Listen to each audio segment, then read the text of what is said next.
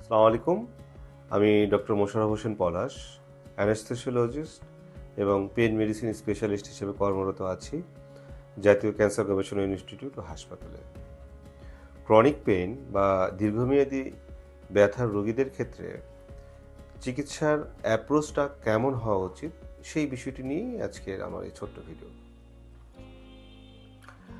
অনেক পেশেন্টই মনে করেন যে তিনি হয়তো দীর্ঘমেয়াদী ব্যথায় ভুগছেন।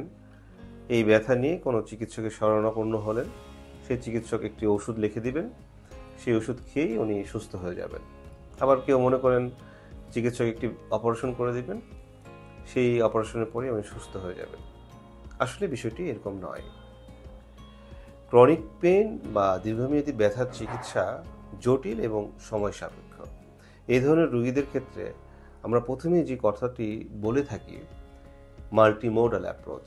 মাল্টিমোডাল অ্যাপ্রোচ মানে চতুর্দিক থেকে বিভিন্ন পদ্ধতি বা বিভিন্ন উপদেশ মেনে এই ধরনের রোগীর চিকিৎসা করা। সেটা কেমন? একটা দীর্ঘমেয়াদী ব্যথার রোগীর ক্ষেত্রে আমাদের চেম্বারে যখন আসে, সেই রোগীর আমরা সুন্দর করে ডিটেলস একটা আমরা হিস্ট্রি নেই, যে এই হিস্ট্রিটা হবে যে আমরা তার ব্যথার কারণটা কি সেটা খুঁজে বের করার জন্য।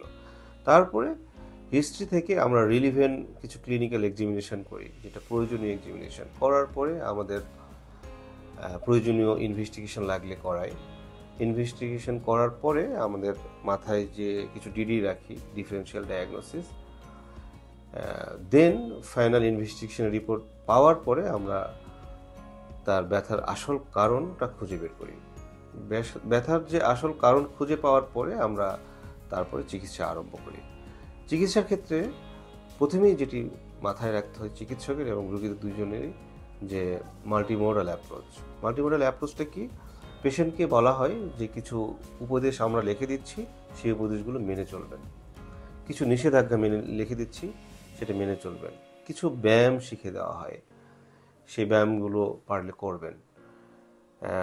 এবং পারলে ঠিক না, ব্যায়ামগুলো করা প্রয়োজন। আবার ফিজিওথেরাপি অনেক সময় লাগে, ফিজিওথেরাপি অ্যাডভাইস করা হয়।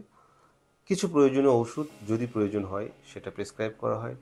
কখনো কখনো ইন্টারভেনশন প্রয়োজন হয়, ইন্টারভেনশন লাগলে আমরা করে থাকি।